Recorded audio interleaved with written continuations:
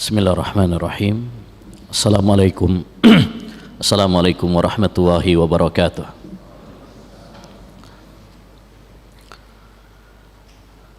Alhamdulillahirabbil alamin wa bihi nasta'in ala umurid dunya waddin. Wassalatu wassalamu ala asyrafil anbiya'i wal mursalin nabiyyina Muhammad wa ala alihi wa sahbihi ajmain. Wa man ihtada bihudah wattaba atharahu ila yaumiddin. Amma ba'd. Rabbi israh li sadri wa yassir li amri wahlul 'uqdatam min lisani yafqahu qawli. Allahumma inna nas'aluka ilman nafi'a wa rizqan thayyiba wa amalan mutaqabbala. Allahumma 'allimna ma yanfa'una wanfa'na bima 'allamtana wazidna ilma. Ayyuhal ikhwah wal akhwat, kaum muslimin wal muslimat yang semoga senantiasa dirahmati dan diberkahi oleh Allah Subhanahu wa taala. Alhamdulillah, kita bersyukur kepada Allah Subhanahu wa taala yang memudahkan langkah kita menuju salah satu rumah dari rumah-rumah Allah yang mulia, menuju taman dari taman-taman surga dunia dalam rangka untuk menuntut ilmu agama. Mudah-mudahan kita semuanya termasuk bagian dari hadis Nabi sallallahu alaihi wasallam, man salaka tariqan yaltamisu fihi ilman sahhalallahu lahu bihi tariqan ilal jannah. Barang siapa yang menempuh perjalanan dalam rangka untuk menuntut ilmu, maka Allah akan memudahkan langkahnya menuju surga. Demikian juga Nabi sallallahu alaihi wasallam bersabda, man ghada ilal masjid la yuridu illa an yata'allama khairan aw yu'allimahu illa kana lahu ajrun ka ajri hajin tamatin hajjatuh. Barang siapa yang pergi ke masjid tidak ada niat, tidak ada tujuan kecuali untuk menimba ilmu agama atau mengajarkannya, kecuali dia akan mendapatkan pahala seperti pahala orang yang berangkat haji dengan sempurna. Maka hendaknya bagi kita untuk bergembira, untuk bersemangat dengan motivasi dan kabar gembira dari Nabi alaihi salatu wassalam, agar kita meraih pahala, ya pahala kebahagiaan dan keberkahan di dunia, dan meraih surga Allah Subhanahu wa taala di yaumul qiyamah. Dan menuntut ilmu, ayyuhal ikhwah, adalah nikmat Allah yang sangat besar yang harus kita syukuri. Oleh karenanya, sebelum kita mulai pada pembahasan kajian ini, saya mengingatkan kepada semuanya untuk memperhatikan 5 kunci untuk mendapatkan ilmu agama. Yang pertama adalah mengikhlaskan niat kita, meluruskan niat kita. Kita niatkan ngaji ilmu agama ini untuk melaksanakan perintah Allah, untuk beribadah kepada Allah Subhanahu wa taala. Talabul ilmi faridatun ala kulli muslim. Menuntut ilmu adalah kewajiban bagi setiap muslim. Demikian juga muslimah. Walaupun tambahan wa muslimatin tidak ada dalam kitab-kitab hadis, tapi maknanya benar. Yang kedua, hendaknya bagi kita untuk bersemangat, ya, untuk bersemangat. Ihris ala ma yanfa'uka wasta'in billah. Bersemangatlah kamu dalam melakukan hal-hal yang bermanfaat, ya. Kita mendengarkan baik-baik, kita berusaha memahami dengan baik, mencatat, ya, menghafal, mengulang, semuanya butuh semangat, ya. Allah Subhanahu wa taala berfirman, inna fi dzalika ladzikra liman kana lahu qalbun aw alqas sam'a wa huwa syahid.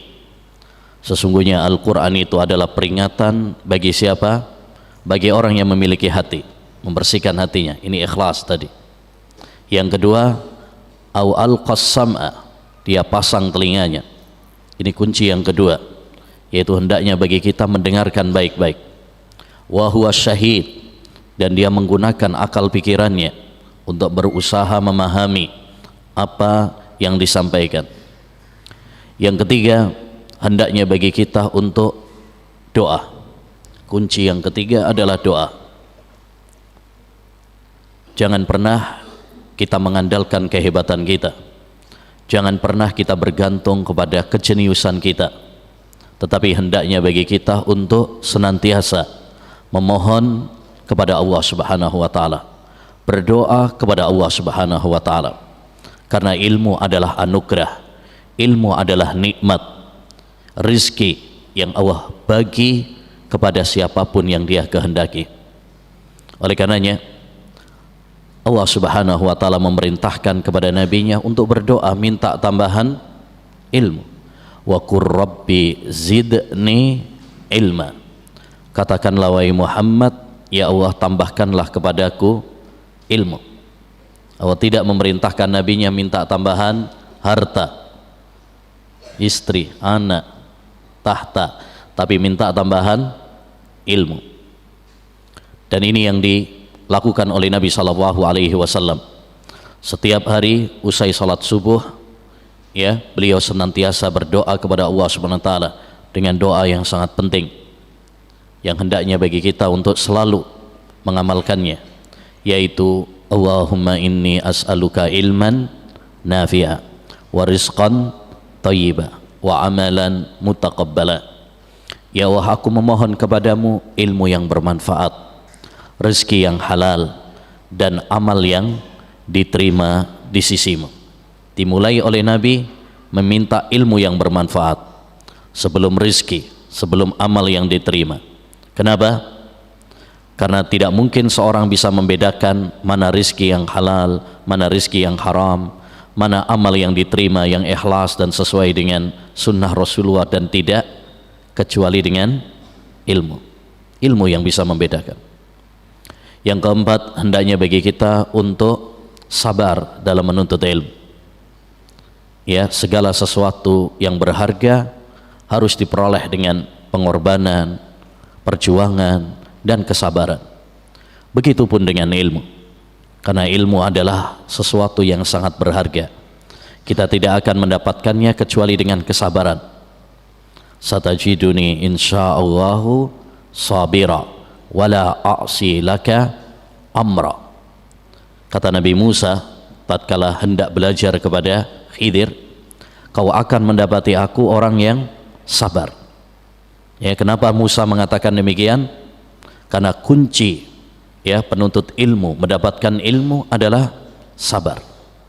Ya, kalau kita ingin mendapatkan ilmu, sabar.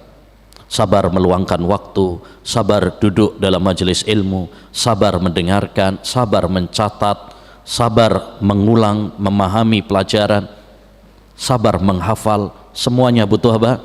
Kesabaran.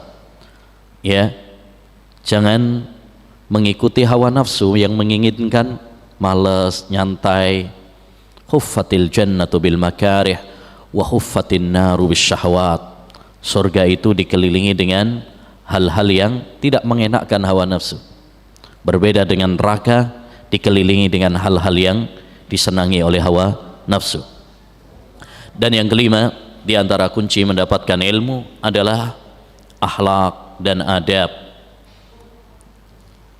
Seorang ulama pernah mengatakan, bil adabi tafhamul ilm. Dengan adab engkau akan mendapatkan ilmu. Dengan adab engkau akan mendapatkan ilmu. Banyak para penuntut ilmu tidak mendapatkan ilmu karena dia tidak memperhatikan adab. Ya, tidak memperhatikan adabnya kepada ustadz, tidak memperhatikan adabnya dalam majelis ilmu. Ya, dia ngobrol sendiri, dia main HP sendiri, akhirnya tidak mendapatkan ilmu. Dia ngantuk sendiri, dia tidur sendiri. Nah, Al-Imam Ibnul Qayyim mengatakan, an-nu'asu fi majalisil ilmi minasyaitan. Ngantuk dalam majelis ilmu itu adalah dari syaitan. ya, maka jangan membuat setan senang dan tertawa ketika melihat antum ngantuk dalam majelis ilmu. Maka kita harus memperhatikan adab. Kata Syekh Ibnu Utsaimin rahimahullahu taala, seorang penuntut ilmu apabila tidak menghiasi dirinya dengan adab, maka sesungguhnya ilmunya tidak bermanfaat. Semakin orang belajar ilmu, semakin baik akhlaknya, semakin baik adabnya, karena dia belajar Quran, belajar sunnah, dan Al-Quran dan sunnah penuh dengan pelajaran adab dan akhlak. Taib, ikhwani wa akhwati fillah rahimani wa rahimakumullah, ilmu yang harus kita pelajari dalam Al-Quran dan sunnah banyak. Seandainya kita mencurahkan semua waktu kita untuk belajar ilmu, tidak akan cukup. Al-ilmu kathir wal umru qasir, kata Salman Al-Farisi. Ilmu itu banyak, sedangkan umur manusia terbatas. Kita nggak lama di dunia ini. Kalau kita mau mempelajari semua ilmu, ya mungkin nggak cukup waktu kita. Seorang ulama pernah mengatakan, al-ilmu salasatu ashbar. Ilmu itu ada 3 tingkatan. Man dakhala shibral awwal takabbar. Siapa yang masuk pada tingkatan yang pertama, dia akan sombong. Wa man dakhala shibras tsani tawadha. Siapa yang masuk pada tingkatan yang kedua, dia akan tawadhu, merendah. Wa man dakhala shibras salis alima annahu la ya'lamu syai'a. Siapa yang masuk pada tingkatan yang ketiga, maka dia akan merasa bahwa dirinya masih bodoh. Artinya semakin kita belajar, kita akan semakin tahu bahwasanya kita ini masih bodoh. Banyak ilmu yang belum kita pelajari. Tapi setidaknya, kata Salman Al-Farisi, ilmu itu banyak, umur kita terbatas. Maka prioritaskan ilmu yang paling bermanfaat untuk akhiratmu. Dan ilmu yang wajib kita prioritaskan ada 3. Yang pertama adalah ilmu tauhid, karena ini penentu nasib kita di akhirat kelak. Apakah kita akan di surga atau kita akan di neraka. Yang kedua adalah ilmu fikih, agar kita bisa beribadah kepada Allah dengan benar, wudhu dengan benar, sholat dengan benar, puasa dengan benar, haji dengan benar, jual beli dengan benar, nikah dengan benar. Dan itu pembahasannya ada dalam fikih. Dan yang ketiga adalah ilmu tentang akhlak, adab. Ya, ini juga penting agar hubungan kita dengan manusia baik. Rasulullah SAW pernah ditanya, amalan apa yang paling banyak memasukkan orang ke surga? Jawab Nabi SAW, taqwallah wa husnul khuluq. Takwa kepada Allah dan akhlak yang mulia kepada sesama manusia. Nah, daurah kita kali ini insyaallah taala mengenai pembahasan yang pertama, yaitu ilmu tentang tauhid. Ya, dan ini ilmu yang sangat penting.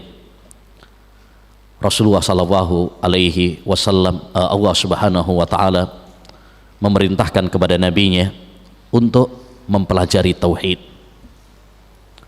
Dalam surat Muhammad ayat 19, Allah berfirman, fa'lam annahu la ilaha illallah wastaghfir li dzambik. Ketahuilah wahai Muhammad, pelajarilah wahai Muhammad, bahwasanya tidak ada sesembahan yang berhak diibadahi kecuali hanya Allah saja. Ini perintah dari Allah kepada nabinya. Dan dalam kaidah usul fikih, perintah Allah kepada nabinya juga perintah untuk umatnya. Al-khitabu lin nabi khitabun li ummatihi illa bidalil. Perintah atau larangan Allah Subhanahu wa taala kepada nabinya berarti juga perintah dan larangan untuk umatnya juga. Ya, Allah memerintahkan kepada nabinya untuk mempelajari tauhid, padahal Nabi Muhammad orang yang paling ngerti tentang tauhid, orang yang paling kuat tentang tauhid. Karena ilmu tauhid adalah ilmu yang sangat penting. syaraful ilmi bi syarafil ma'lum. Kata para ulama, kemuliaan ilmu itu tergantung apa yang dipelajari, ya, dan tidak ada yang lebih tinggi daripada kedudukan tauhid. Karena tauhidlah Allah menciptakan kita, karena tauhidlah Allah subhanahu wa ta'ala mengutus para nabi, para rasul, karena tauhidlah Allah menurunkan kitab-kitabnya, ya, termasuk Al-Quran. Karena tauhidlah Allah subhanahu wa ta'ala menciptakan surga dan neraka. Karena tauhidlah Allah subhanahu wa ta'ala mensyariatkan jihad dan lain sebagainya, ya. Maka hendaknya bagi kita untuk memprioritaskan tauhid. Kalau kita difahamkan oleh Allah tentang tauhid, tentang akidah, maka itu adalah nikmat yang sangat besar, ya. Sebagian ulama, yaitu Sufyan ibnu Uyainah, pernah mengatakan, tidaklah Allah memberikan nikmat kepada hambanya sebuah nikmat yang lebih besar daripada memahamkan dia tentang tauhid la ilaha illallah. Tidak ada nikmat yang paling besar daripada Allah memahamkan kepada seorang hamba, ya, tentang tauhid la ilaha illallah. Jadi nikmat yang paling besar kalau kita dipahamkan oleh Allah tentang tauhid. Makanya dalam surat An-Nahl yang juga disebut dengan surat An-Ni'am, kalau di dalam Al-Quran itu ada surat An-Nahl, itu nama lainnya adalah surat An-Ni'am, nikmat-nikmat, nama lainnya. Kenapa dia disebut dengan surat An-Ni'am, nikmat-nikmat? Karena di dalam surat tersebut Allah banyak menyebutkan nikmat-nikmatnya kepada hamba.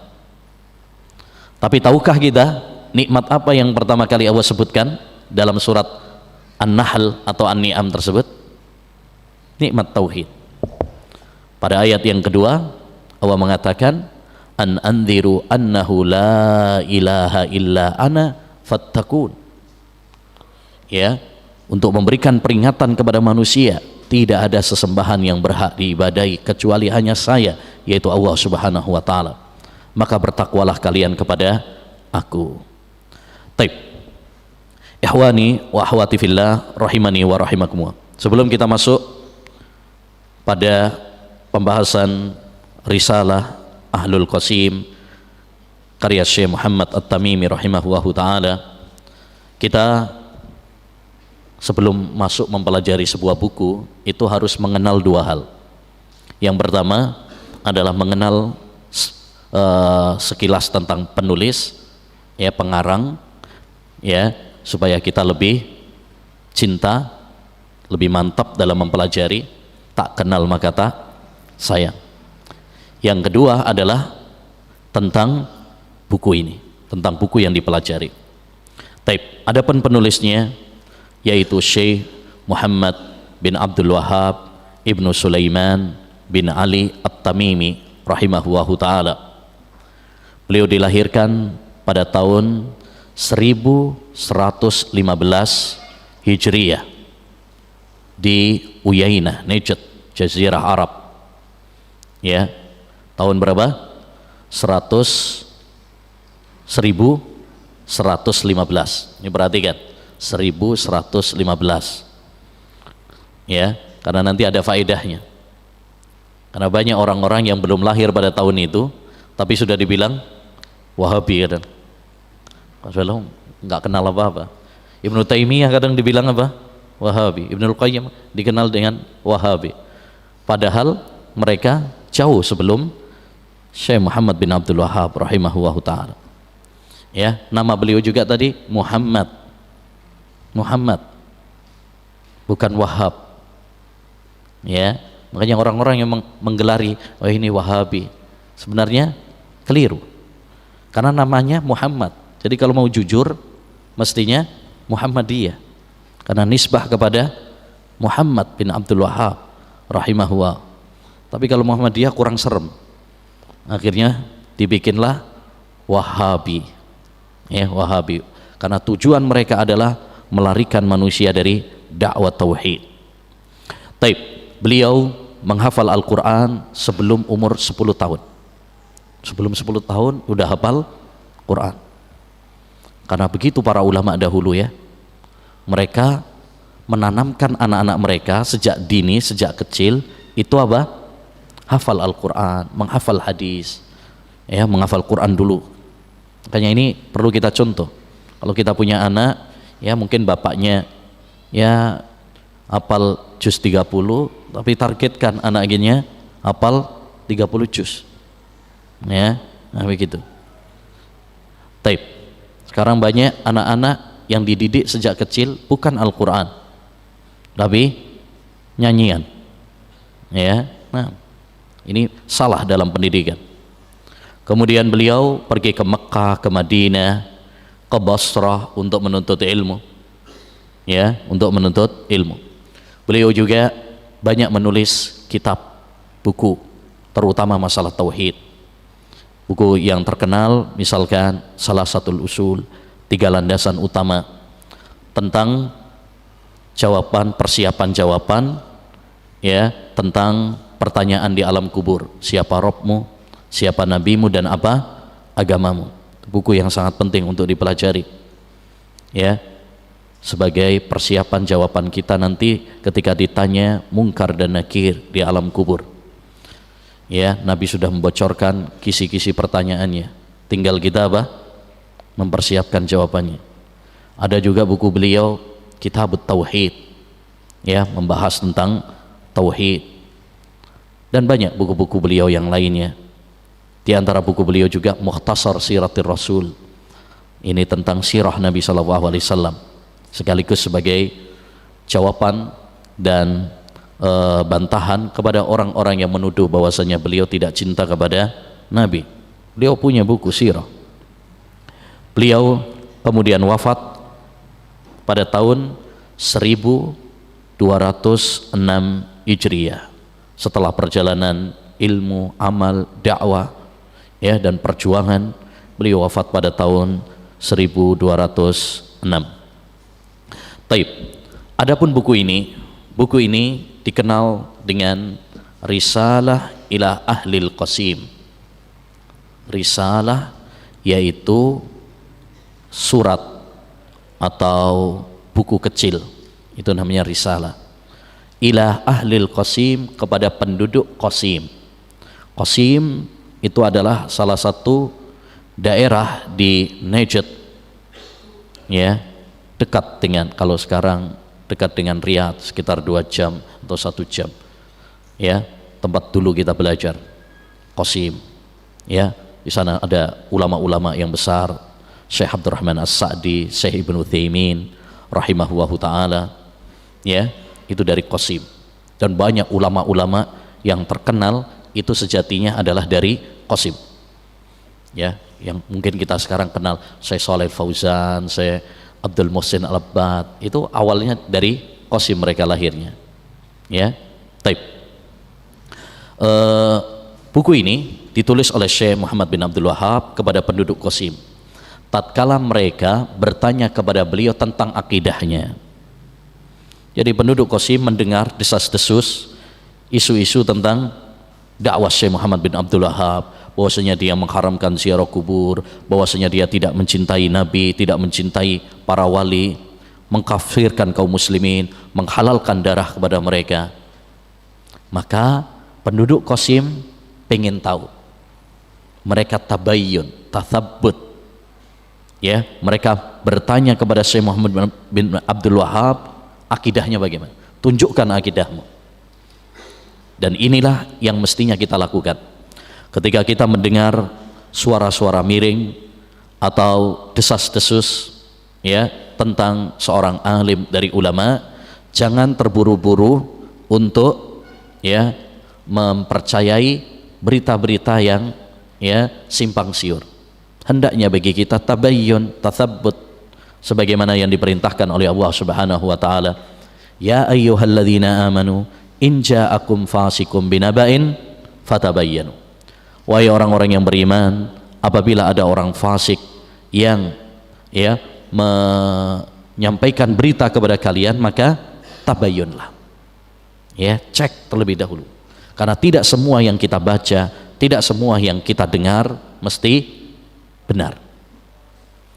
Banyak orang membenci Muhammad bin Abdul Wahab, ya, disebabkan karena dia nggak ngerti, dia termakan oleh isu-isu hoax. Di antara yang cerita tentang hal ini adalah Syekh Muhammad Rashid Ridha. Syekh Muhammad Rashid Ridha dalam muqaddimah Siyasatul Insan an Waswasatis Syekh Dahlan, ya, beliau menyebutkan bahwasanya banyak para ulama di India, di Mesir, di Irak, di Syam, mereka, ya, awalnya benci kepada Syekh Muhammad bin Abdul Wahab karena akibat isu-isu yang sampai kepada mereka. Kemudian mereka mempelajari, membaca buku-bukunya, ya, membaca buku-buku anak-anaknya, murid-muridnya. Ternyata mereka tahu bahwasanya, ya, kabar-kabar, isu-isu miring yang dialamatkan kepada Syekh Muhammad bin Abdul Wahab semuanya ternyata apa? Dusta. Maka ini faedah penting bagi kita. Jangan gampang percaya dengan isu. Ya, sekarang pun demikian. Banyak yang di media sosial tuh, ya, kabar-kabar yang belum tentu benar. Jadi jangan gampang apa? Percaya. Ya, kita hidup sekarang di zaman yang penuh dengan fitnah. Salah satu poin penting yang harus kita pegang adalah, ya, kita harus selektif dalam berita. Tasabbut, tabayyun, ini penting.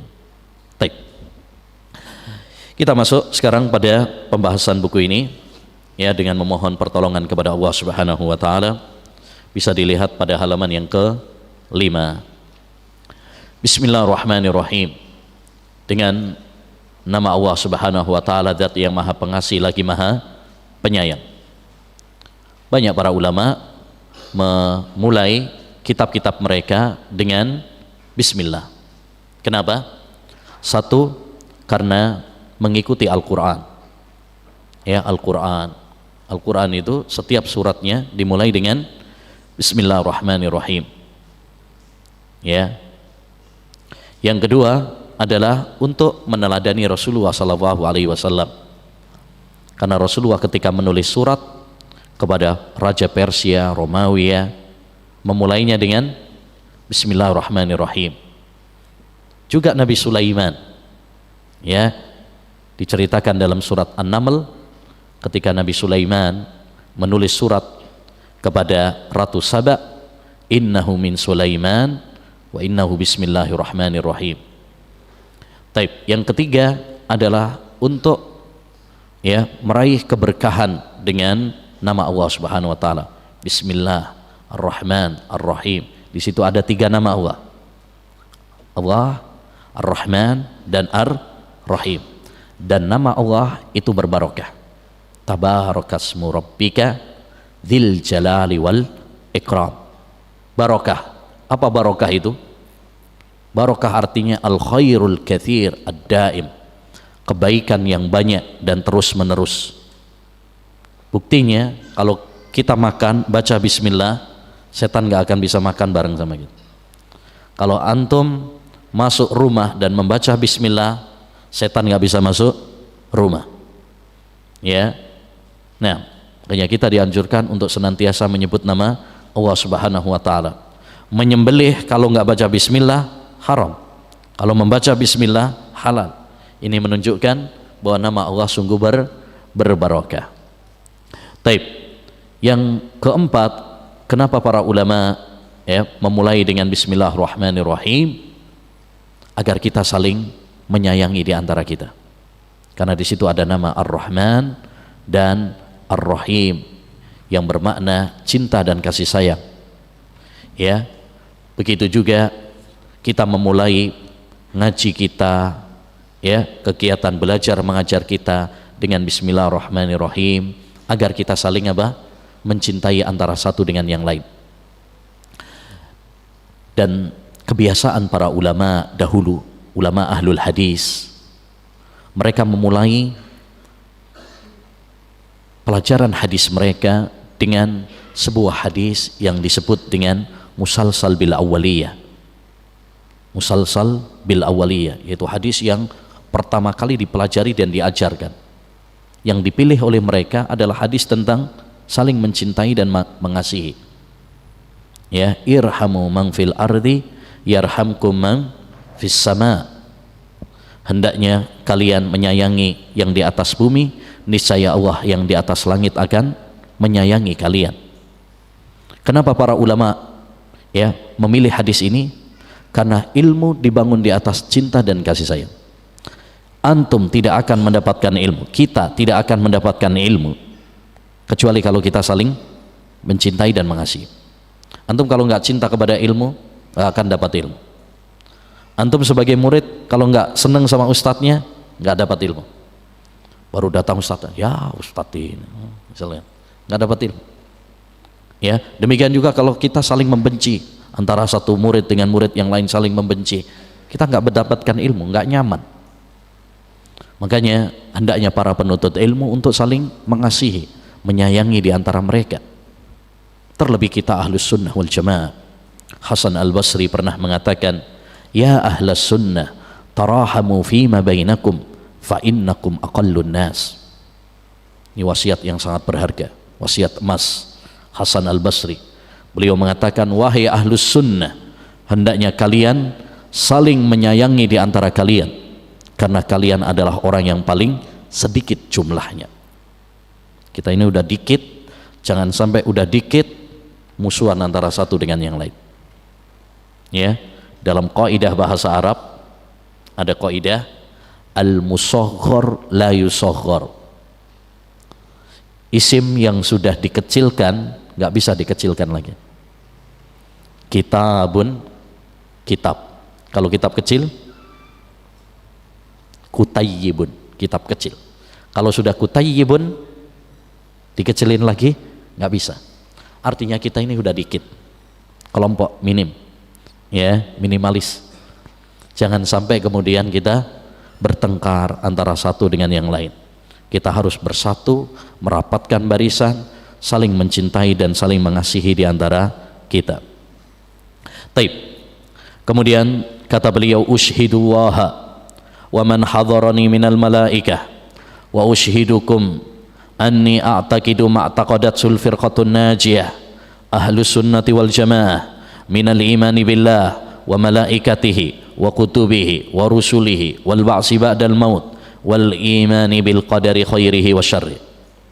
Saya persaksikan kepada Allah dan para malaikat bahwa saya meyakini seperti keyakinan al-firqatun najiyah, golongan selamat, ahlus sunnah wal jamaah, berupa iman kepada Allah, para malaikatnya, kitab-kitabnya, para rasulnya, hari kebangkitan setelah mati, iman kepada takdir yang baik dan yang buruk.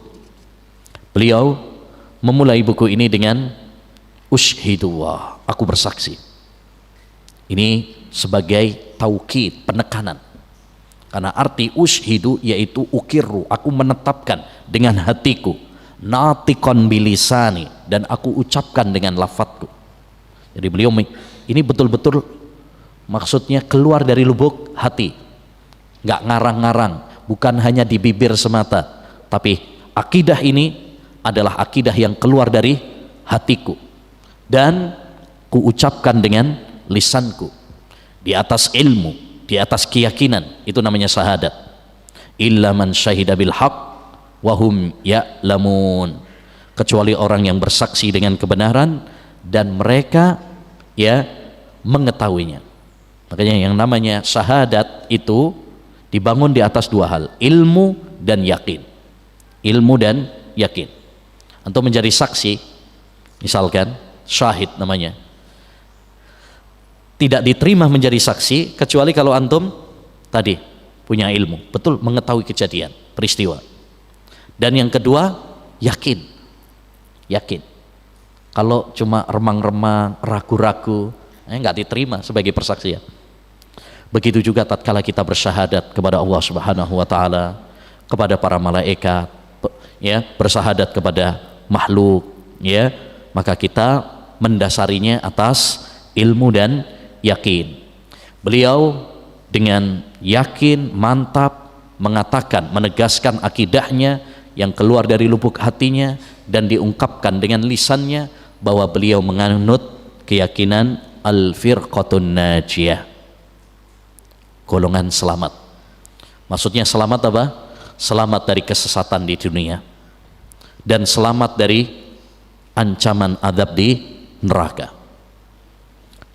Ya, al-firqatun najiyah itu kelompok yang disebutkan di dalam hadis Nabi sallallahu alaihi wasallam tentang perpecahan umat. Sataftariqu hadhil ummah ala salasin wa sab'ina firqah. Umatku ini akan terpecah belah menjadi 73 golongan. Kulluha finnar illa wahidah. Semuanya terancam di neraka kecuali satu, yaitu ma ana alaihi al-yauma wa ashabi. Orang-orang yang berpegang teguh dengan sunnahku dan sunnah para sahabatku. Itulah al-firqatun najiyah. Mereka selamat dari ancaman neraka. Begitu juga nama lainnya adalah ahlus sunnah wal jamaah. Mereka juga disebut dengan ahlus sunnah wal jamaah. Disebut ahlus sunnah karena mereka berpegang teguh dengan sunnah Nabi sallallahu alaihi wasallam. Ya, sehingga mereka selamat karena berpegang teguh dengan sunnah Nabi. Kata Imam Malik rahimahullah, as-sunnatu kasafinatin Nuh, man raqibaha naja wa man lam yarkabha gharik. Sunnah Nabi itu bagaikan perahunya Nabi Nuh. Siapa yang menaikinya maka dia akan selamat. Siapa yang tidak menaikinya maka dia akan tenggelam. Ya, jadi mereka disebut ahlus sunnah karena mereka berpegang teguh dengan sunnah. Dan mereka disebut dengan al-jamaah karena mereka bersatu di atas Al-Quran dan sunnah. Wa'tasimu bihablillahi jami'an wa la tafarraqu. Bersatulah kalian dengan tali Allah, Al-Quran dan sunnah, jangan kalian berpecah belah. Nah, setelah itu beliau memulai akidahnya, akidah ahlus sunnah wal jamaah. Jadi akidah ahlus sunnah, al-firqatun najiyah ini memiliki banyak nama. Mereka juga disebut dengan at-taifatul mansurah. Mereka juga disebut as-salafiyun. Ya, mereka juga disebut ahlul hadis.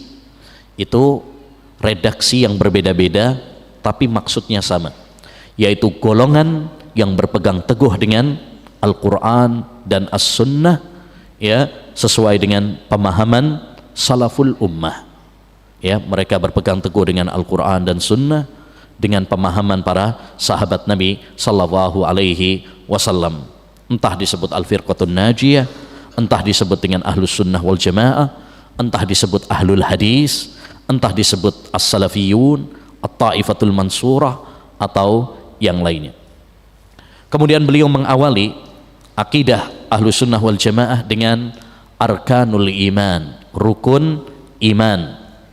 Ya, rukun iman yang 6. Ya, iman kepada Allah, iman kepada para malaikat, iman kepada kitab, iman kepada rasul, iman kepada hari akhir, dan iman kepada takdir. Ini yang disebut dengan apa? Rukun iman. Jadi beliau memulai dengan rukun iman ini secara global. Beliau menyampaikan akidahnya ini secara global terlebih dahulu, baru nanti akan memerinci. Kenapa ikhwan? Karena semua pembahasan akidah pada dasarnya adalah cabang dari rukun iman. Ini yang harus kita pahami. Hampir semua pembahasan tentang akidah itu adalah cabang dari rukun iman. Ya, pembahasan misalkan tentang azab kubur, tentang timbangan, itu cabang dari, ya, iman kepada hari akhir. Pembahasan tentang Al-Quran, kalamuh atau makhluk misalkan, itu adalah pembahasan, ya, di bawah iman kepada, ya, kitab-kitab, ya, dan lain sebagainya. Jadi beliau di sini menyampaikan akidahnya secara global dulu, yaitu, ya, rukun iman yang disebutkan oleh Nabi SAW dalam hadis Jibril yang masyhur. Ketika Jibril menjelma sebagai seorang manusia yang bertanya kepada Nabi SAW tentang iman, Nabi menjawab, al-imanu an tu'mina billahi wa malaikatihi wa kutubihi wa rusulihi wal yaumil akhir wa tu'mina bil qadari khairihi wa syarrih. Itu kan dalam hadis Jibril. Itu rukun iman. Ya, rukun iman. Jadi beliau di sini menyampaikan apa? Secara global terlebih dahulu. Dan ini salah satu metode Nabi. Nabi itu menyampaikan global dulu, baru kemudian dirinci. Contoh, Nabi mengatakan tentang dosa-dosa besar, ijtanibus sab'al mubiqat. Jauhilah oleh kalian 7 dosa yang membinasakan. Global dulu. Supaya penasaran. Akhirnya orang penasaran. Apa 7 dosa besar itu wahai Rasulullah? Ya, asyirku billah. Ini rincian. Ya, syirik, sihir, riba, membunuh, makan harta anak yatim, membunuh wanita, menuduh wanita-wanita yang baik dengan zina, lari dari medan perang. Ini rincian. Ad-dinun nasihah, agama itu adalah nasihat. Ini global dulu. Baru setelah itu dirinci. Ya, lillah, wali kitabih, wali rasulih, wali a'immatil muslimin wa ammatihim. Ya, nasihat itu adalah untuk Allah, untuk ya para untuk kitabnya, untuk rasulnya, untuk para pemimpin kaum muslimin dan seluruh ya manusia. Jadi disampaikan secara global dulu, baru kemudian secara terperinci. Baik. Selanjutnya, sekarang masuk kepada perincian bab rukun iman. Wa minal imani billah al-imanu bima wasafa bihi nafsahu fi kitabih ala lisani rasulih sallallahu alaihi wasallam min ghairi tahrifin wala ta'til. Termasuk iman kepada Allah adalah beriman dengan apa yang Allah sifatkan pada dirinya. Allah mensifati dirinya sendiri dalam kitabnya, yaitu Al-Quran, au ala lisani rasulih, atau ya Allah subhanahu wa ta'ala mensifati melalui lisan rasulnya, yaitu dalam hadis, min ghairi tahrifin wala ta'til, tanpa tahrif. Tahrif itu artinya menyelewengkan maknanya, merubah maknanya. Wala ta'til, meniadakannya, ya, mengingkari sifat-sifat Allah subhanahu wa ta'ala. Bal a'taqidu anna Allah subhanahu laisa kamitslihi syai'un wa huwas samiul basir. Bahkan aku meyakini bahwasanya Allah subhanahu wa ta'ala tidak ada sesuatu pun yang serupa dengannya. Wa huwas samiul basir, dan Allah maha mendengar lagi maha melihat. Fala anfi anhu ma wasafa bihi nafsah. Aku tidak meniadakan apa yang Allah tetapkan untuk dirinya. Wala uharriful kalima an mawadhi'ih. Aku tidak merubah kalimat-kalimat ya yang ditetapkan oleh Allah Subhanahu wa taala. Wala ulhidu fi asma'ihi wa ayatih. Aku tidak melakukan ilhad, penyelewengan terhadap nama dan sifat-sifat Allah subhanahu wa ta'ala. Wala ukayyif, aku tidak membagaimanakan. Wala umassilu sifatihi bisifati khalqih, dan aku tidak menyamakan sifat-sifat Allah dengan sifat makhluknya. Li'annahu ta'ala la samiyya lahu wala kuf'a wala nidda, karena tidak ada yang serupa dengan Allah subhanahu wa ta'ala. Tidak ada yang berhak untuk dijadikan tandingan bagi Allah subhanahu wa ta'ala. Wala yuqasu bi khalqih, dan tidak ada yang disamakan dengan makhluknya. Fa innahu subhanahu a'lamu bi nafsihi wa bi ghairih, karena Allah lah yang paling tahu tentang dirinya dan tentang yang lainnya. Wa asdaqu qilan, dan yang paling jujur ucapannya. Wa ahsanu hadisan, paling baik ucapannya. Fanazzaha nafsahu amma wasafahu bihil mukhalifun min ahli taqyifi wa tamsil. Allah membersihkan, mensucikan dirinya dari apa yang disifatkan oleh orang-orang yang menyimpang, dari ahlu taqyif wa tamsil, orang-orang yang membagaimanakan, orang-orang yang menyerupakan Allah dengan makhluknya.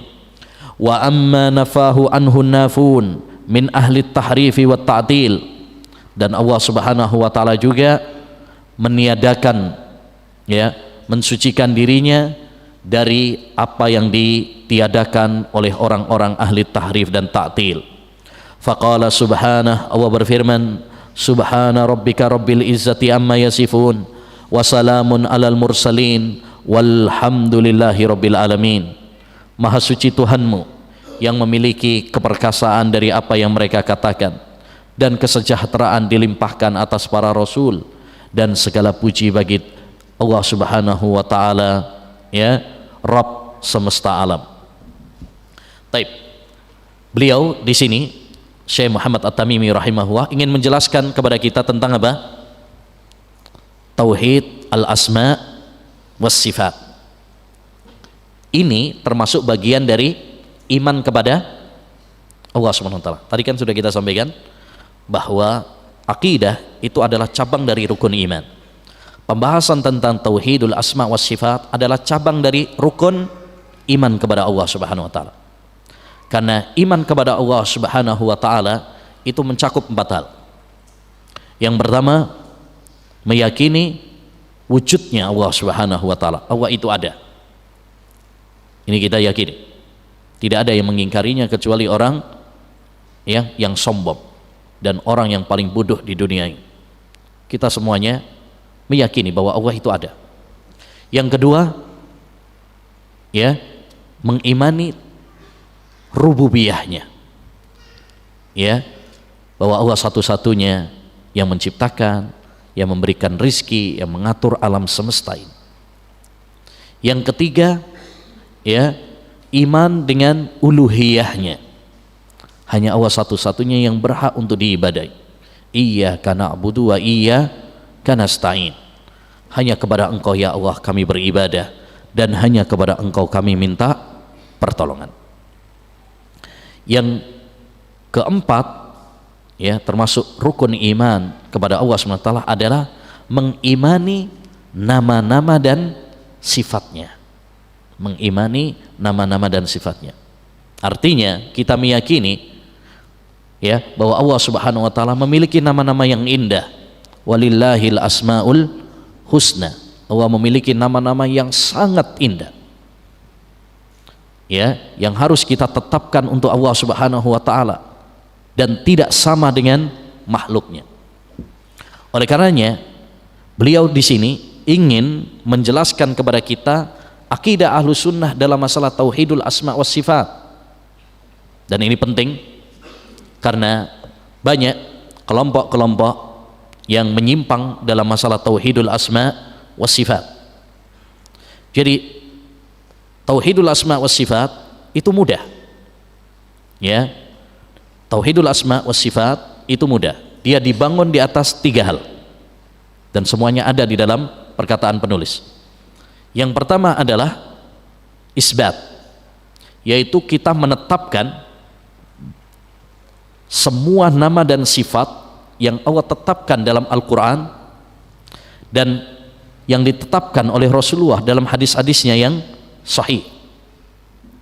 Jadi kalau Allah misalkan menetapkan bahwa dirinya istiwa di atas arsy, Ar-Rahmanu 'alal arsis tawa, Allah itu tinggi di atas arsy-Nya, kita tetapkan Allah Subhanahu wa taala istiwa di atas arsy. Kenapa? Karena Allah menetapkan.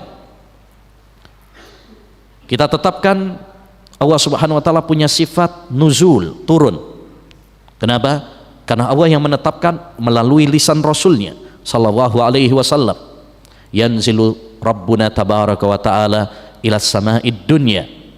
Allah turun ke langit dunia pada sepertiga malam terakhir, lalu mengatakan, siapa yang berdoa kepadaku saya akan kabulkan. Berarti ini Allah menetapkan untuk dirinya, kita tetapkan, ya. Allah menetapkan untuk dirinya misalkan punya tangan. Ma mana'aka an tasjuda lima khalaqtu biyadayya. Wahai iblis, apa yang menghalangimu untuk sujud kepada Adam yang aku ciptakan dengan kedua tanganku? Kita tetapkan. Akidah Ahlussunnah adalah isbat, yaitu apa? Menetapkan apa yang ditetapkan oleh Allah dan apa yang ditetapkan oleh Rasulullah dalam hadis-hadisnya yang sahih. Yang kedua adalah nafyut tashbih, menghilangkan tasbih, yakni tidak menyamakan Allah dengan makhluk, tidak menyamakan nama dan sifat-sifat Allah dengan makhluknya. Sebagaimana Allah berfirman, laisa kamitslihi syai'un, Tidak ada sesuatu pun yang serupa dengan Allah Subhanahu wa taala. Ya, bagaimana mungkin Allah Subhanahu wa taala zat yang maha mulia disamakan dengan makhluk yang hina? Ini adalah suatu kebodohan. Ya, kalau ada orang mengatakan misalkan tangan Allah sama seperti tangannya manusia, atau turunnya Allah seperti turunnya ya khatib dari mimbar, ini berarti tasbih, dan itu tidak mungkin. Ya, tidak mungkin, karena Allah tidak sama dengan makhluknya. Laisa kamitslihi syai'. Taib. Yang ketiga adalah ya, kita tidak membagaimanakan sifat-sifat Allah SWT. Artinya kita tidak menghayalkan Allah turun, berarti turunnya Allah begini dan begini, dibayangin, digambarkan, dihayalkan. Nah, itu nggak boleh. Ya, Allah punya tangan, tangannya Allah gimana ya, terus digambarkan, dihayalkan, nggak boleh. Kenapa? Akal kita nggak bakalan nyampe. Wala yuhituna bihi ilma. Mereka tidak akan menjangkau ilmu Allah Subhanahu wa taala, karena akal kita terbatas. Kata Imam Asy-Syafi'i rahimahullah, inna lil aqli haddan yantahi ilaih kama anna lil basari haddan yantahi ilaih. Akal itu memiliki batas sebagaimana pandangan mata memiliki batas. Sebagaimana pandangan mata memiliki batas.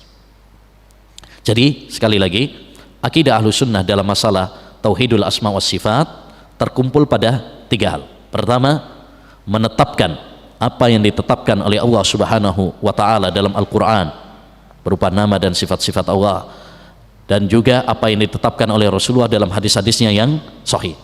Semuanya tidak membatasi hanya 20 sifat atau 7 sifat, enggak. Semua nama dan sifat yang ada di dalam Al-Quran kita tetapkan, tidak membedakan antara satu dengan yang lainnya. Sebagian orang kan menetapkan sebagian, mengingkari sebagian, ya, hanya menetapkan 7 sifat atau 20 sifat seperti akidah Asy'ariyah atau Maturidiyah. Ini juga keliru. Semua, kalau memang ada dalilnya tetapkan. Tapi ingat poin yang kedua, jangan samakan dengan makhluk. Kita tetapkan Allah punya tangan, kita tetapkan Allah Subhanahu wa taala ya turun, tapi jangan samakan tangannya Allah dengan tangannya makhluk. Jangan samakan turunnya Allah seperti turunnya makhluk. Beres. Sebenarnya tauhid asma wa sifat itu mudah. Hanya yang bikin sulit adalah filsafat. Ya, yang membuat sulit itu filsafat, ya, ahlul kalam. Makanya nggak usah mempelajari filsafat, karena hanya membingungkan dan menyesatkan. Kata Imam Syafi'i rahimahullah, al ilmu bil kalami jahlun wal jahlu bil kalami ilmun. Mempelajari ilmu kalam adalah kejahilan, dan jahil tentang ilmu kalam itulah ilmu. Jadi nggak usah mempelajari, malah bulat, ya, malah bulat. Ikuti Quran, ikuti hadis, ikuti pemahaman para sahabat Nabi Shallallahu Alaihi Wasallam, ya, ini akan selamat. Dan ini yang sesuai dengan fitrah. Ini yang sesuai dengan fitrah kita. Orang kadang tersesat dari akidah Ahlus Sunnah wal Jamaah karena ya dia belok dari Al-Quran dan Sunnah, meninggalkan Al-Quran dan Sunnah. Betul kata Syekhul Islam Taimiyah, man faraqad dalil dhallas sabil. Siapa yang meninggalkan dalil, dia akan tersesat jalan. Siapa yang meninggalkan dalil, dia akan tersesat jalan. Jadi akidah Syekh Muhammad bin Abdul Wahhab sama seperti akidah Ahlus Sunnah, sama seperti akidatus salaf dalam masalah asma wa sifat. Ya, dari sini dapat kita ketahui kebohongan yang dituduhkan kepada Syekh Muhammad bin Abdul Wahhab bahwa dia adalah musyabbihah, bahwa dia adalah mujassimah, yaitu menyamakan Allah dengan makhluknya. Syekh Muhammad bin Abdul Wahhab tadi mengatakan, saya tidak menyamakan Allah dengan makhluknya. Dan ini tuduhan kuno. Ahlul bid'ah selalu menuduh Ahlus Sunnah dalam masalah asma wa sifat bahwa mereka adalah musyabbihah. Disebabkan karena Ahlus Sunnah menetapkan nama dan sifat-sifat Allah yang ada di dalam Al-Quran dan Sunnah. Karena Ahlus Sunnah menetapkan Allah punya tangan, karena Ahlus Sunnah menetapkan Allah turun, akhirnya dituduh oleh Ahlul Bid'ah sebagai musyabbihah mujassimah. Itu sejak dulu. Makanya Imam Abu Hatim Ar-Razi dan Abu Zur'ah Ar-Razi dalam akidahnya pernah mengatakan, alamatu ahlil bid'ah ta'nuhum bi ahlil athar. Tanda ahlul bid'ah itu adalah mencela ahlul athar, ya, wa tasmiyatuhum ahlas sunnah musyabbihah, dan mereka menuduh ahlus sunnah dengan musyabbihah. Jadi itu sudah tuduhan usang, tuduhan lama. Kalau misalkan kita mendapati sebagian orang, ya, menuduh, ini Wahabi itu mujassimah musyabbihah, Tuhannya Wahabi itu kayak begini, ya, seperti makhluk. Ini berarti apa? Itu tuduhan kuno. Ahlus sunnah tidak ada yang menyamakan Allah dengan makhluknya, ya, laisa kamitslihi syai'. Tapi jangan sampai di sini toh, lanjutkan ayatnya, wa huwas samiul basir, dan Allah maha mendengar lagi maha melihat.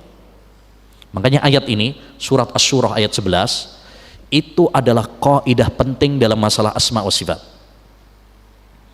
Laisa kamitslihi syai', ini bantahan kepada orang-orang yang menyerupakan Allah dengan makhluk, yang mengatakan tangannya Allah seperti tangannya makhluk, turunnya Allah seperti turunnya khatib dari mimbar. Wa huwas samiul basir, ini bantahan kepada orang-orang yang mengingkari nama dan sifat-sifat Allah. Karena dalam ayat ini Allah menetapkan Allah mendengar dan melihat. Makhluk mendengar melihat apa enggak? Mendengar. Allah tetapkan ternyata. Padahal Allah tahu manusia juga mendengar dan melihat. Berarti, ya, yang benar adalah tetapkan Allah mendengar, Allah melihat, tapi pendengaran dan penglihatan Allah tidak sama dengan makhluknya. Kita aja mendengar melihat, ya, hewan juga mendengar dan melihat, tapi kita marah kalau disamakan seperti hewan, ya kan? Nggak sama. Itu sesama makhluk, apalagi antara khalik dengan makhluk, tentu tidak sama. Baik, kita lanjutkan. Wal firqatun najiyah wasatun fi babi af'alihi ta'ala bainal qadariyyati wal jabariyah wa hum fi babi wa'idillah bainal murji'ati wal wa'idiyah. Dan al firqatun najiyah yaitu kelompok yang berpegang teguh dengan Al-Quran dan Sunnah, kelompok yang selamat, golongan yang selamat dari kesesatan di dunia dan selamat dari azab di neraka. Mereka adalah wasatun, kelompok yang pertengahan, sebagaimana Allah berfirman dalam surat Al-Baqarah ayat 143, wa kadzalika ja'alnakum ummatan wasata, demikianlah kami menjadikan kalian umat yang pertengahan. Kata sahabat Ali bin Abi Thalib, dinullahi bainal ghalifi wal jafi anhu, agama Allah itu pertengahan antara al-ghali, orang yang berlebih-lebihan, wal jafi anhu, dan orang yang meremehkan. Jadi Islam, Ahlus Sunnah wal Jamaah itu pertengahan antara orang-orang yang berlebihan dengan orang yang meremehkan. Berlebihan nggak boleh, meremehkan juga nggak boleh, ya, pertengahan. Atau orang bilang apa? Moderat. Tapi ingat, moderat atau wasatiyah itu patokannya adalah dalil, barometernya, timbangannya adalah dalil, syariat, bukan hawa nafsu. Karena sekarang kata moderat kadang sering digunakan untuk yang sesuai dengan hawa nafsu. Maka perlu diingat bahwa wasatiyah, pertengahan itu patokannya adalah syariat, bukan hawa nafsu, ya, bukan hawa nafsu. Al-firqatun najiyah, mereka pertengahan dalam bab af'al, perbuatan-perbuatan Allah Subhanahu wa taala, bainal qadariyah wal jabariyah, antara qadariyah dan jabariyah.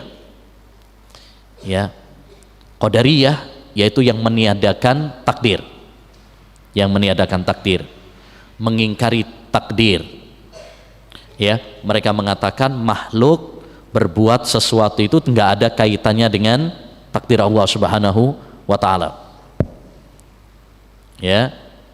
Sebaliknya adalah Jabariyah.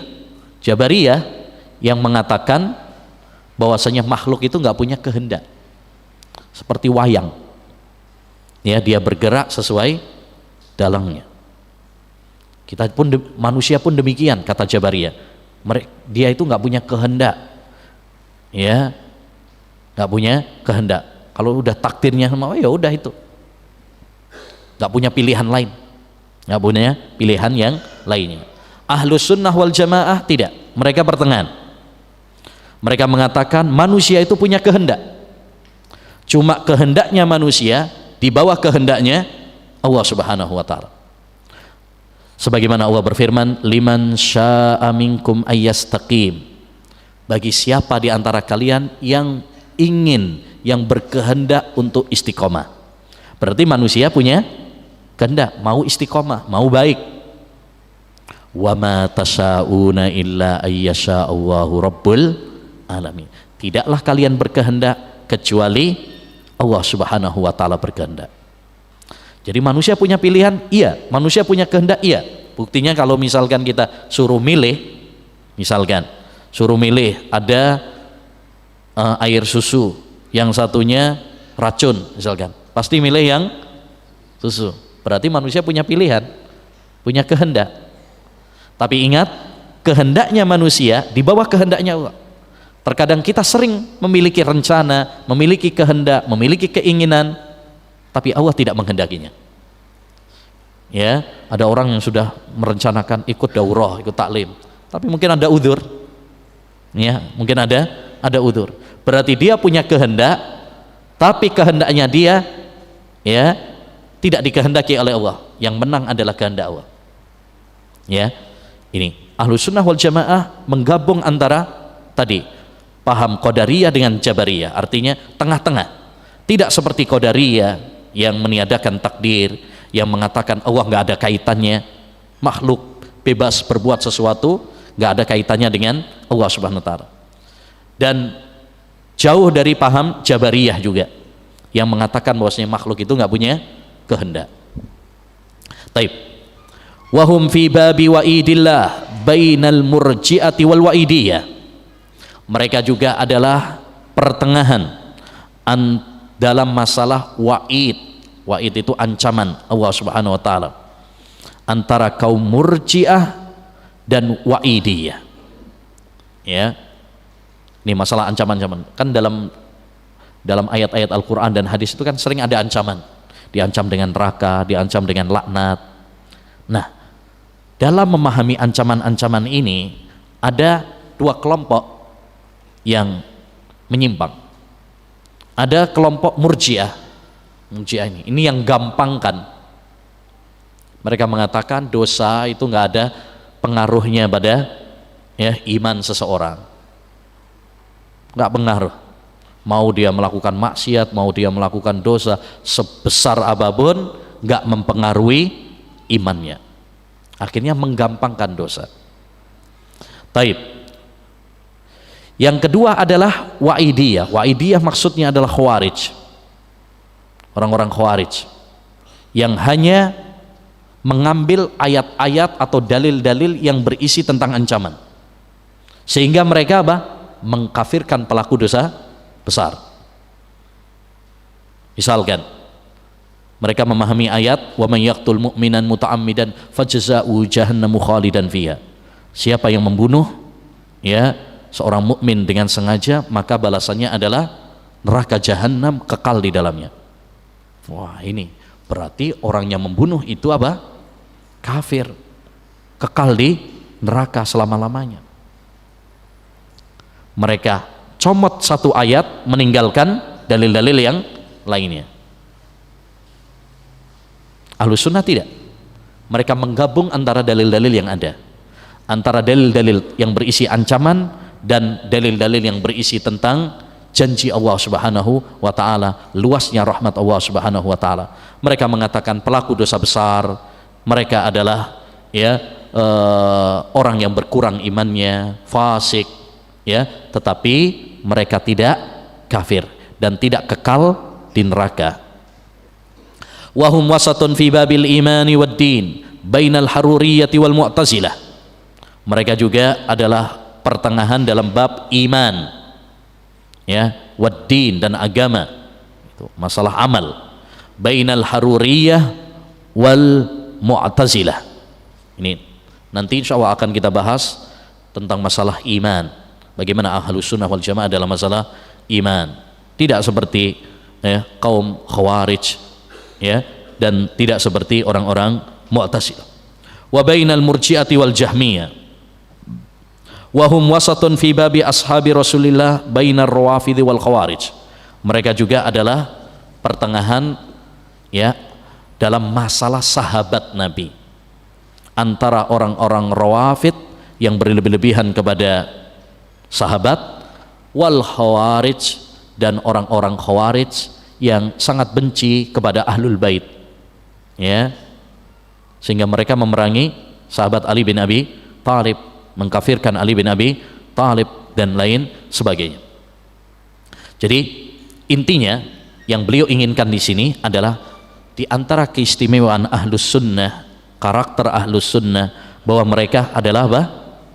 Wasat, selalu pertengahan, tidak berlebih-lebihan dan tidak meremehkan. Dan ini banyak, bukan hanya dalam apa yang disampaikan oleh penulis saja, ya, dalam masalah takdir, dalam masalah iman, dalam masalah sahabat, enggak.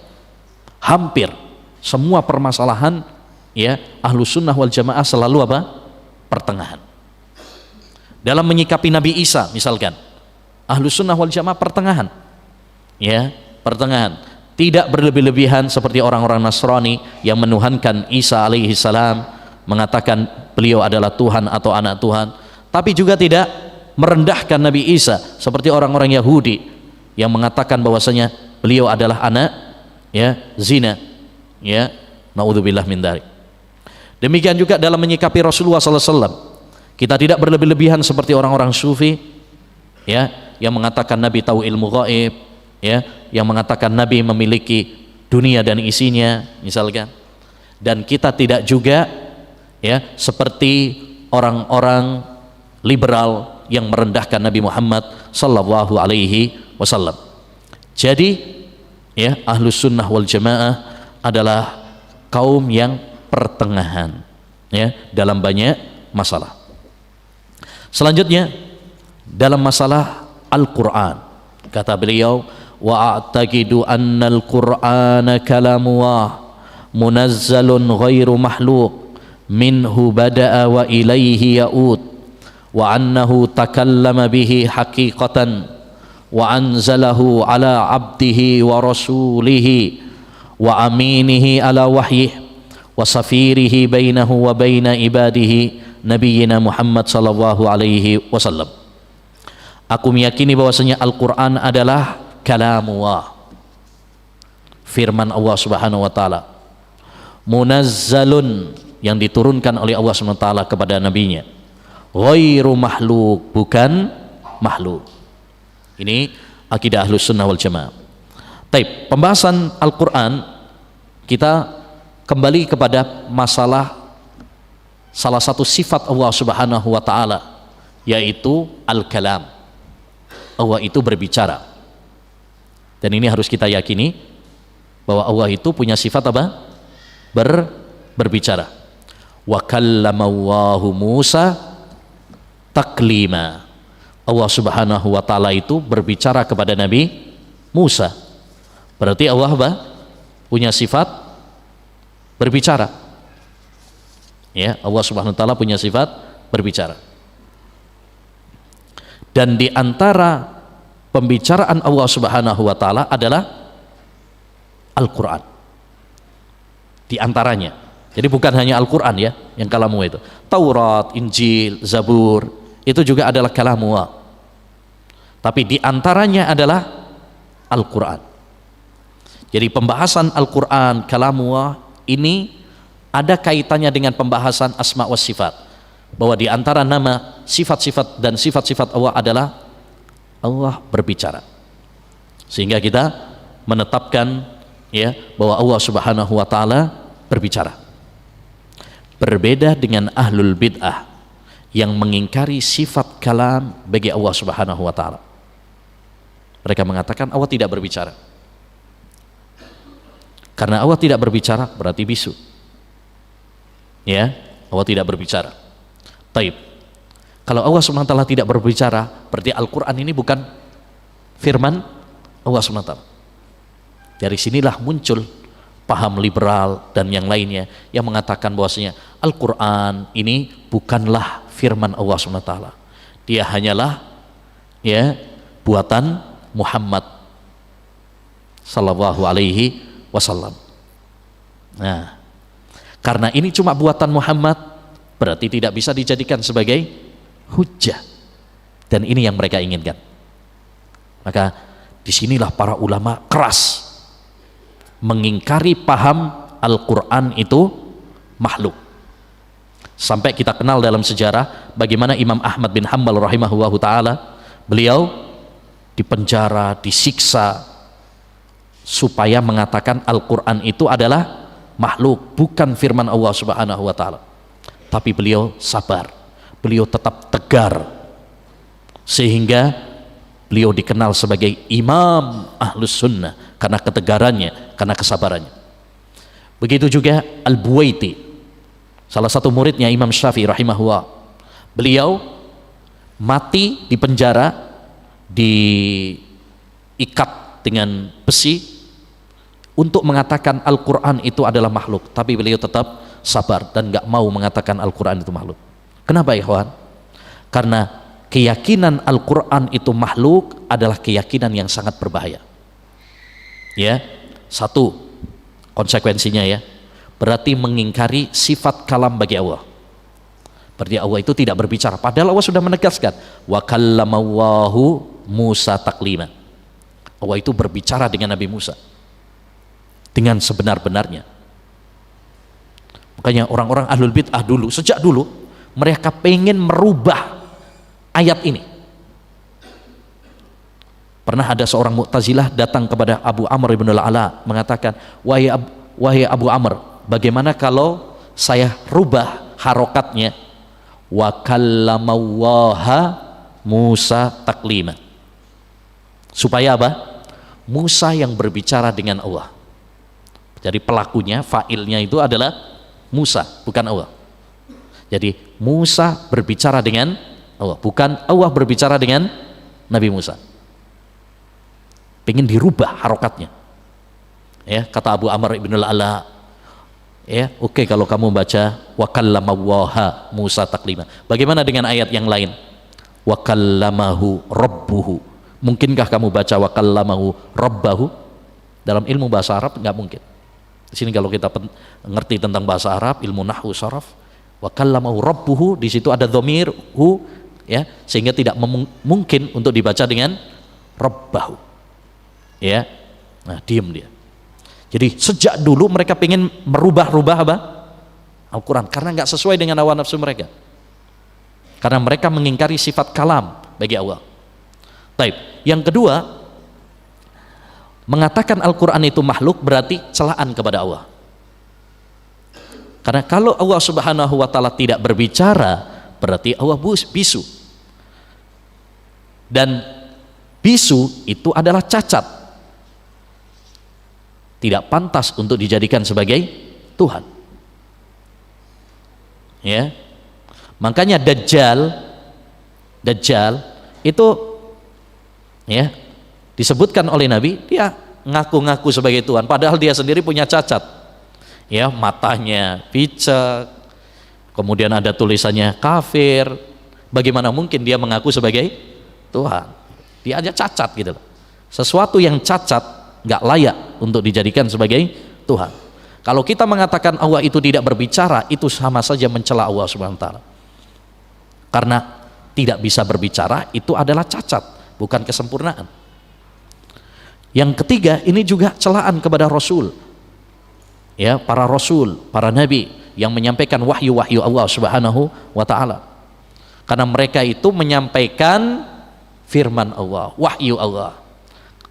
Kalau dikatakan bahwasanya itu bukan firman Allah Subhanahu wa taala, ya, hanya omongan mereka sendiri, karangan mereka sendiri, berarti para nabi itu pembohong. Ya, yang ngarang-ngarang, ya, berdusta atas nama Allah Subhanahu wa taala. Ini juga celaan kepada Quran. Ini celaan juga kepada Al-Quran. Karena berarti Al-Quran gak ada bedanya dengan ucapan yang lain. Makanya orang-orang yang mengatakan Al-Quran makhluk dan sebagainya, gak ada penghormatan kepada Al-Quran. Mereka berani nginjak-nginjak Al-Quran. Mereka berani, oh ini perlu direvisi. Karena bagi mereka itu hanya ucapan, ya, seperti ucapan manusia. Gak ada penghormatan, ya, karena mereka tidak meyakini itu adalah firman Allah Subhanahu wa taala. Yang kelima di antara bahaya mengatakan Al-Quran makhluk adalah ini membuka celah bagi orang-orang zindik yang ingin menghancurkan Islam dari dalam. Ya. Karena merusak sumber beragama.